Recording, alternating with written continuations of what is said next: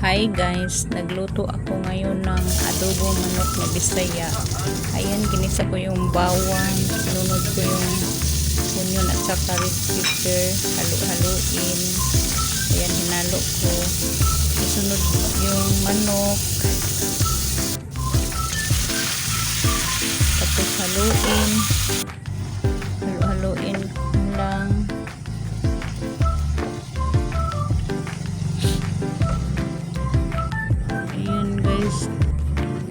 Pinakuluan ko, nilagyan ko ng tuyo, bitsin, paminta. Inubos ko na yung paminta guys para maging masarap.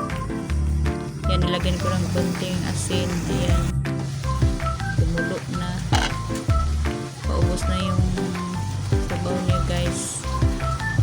Halo-haluin lang.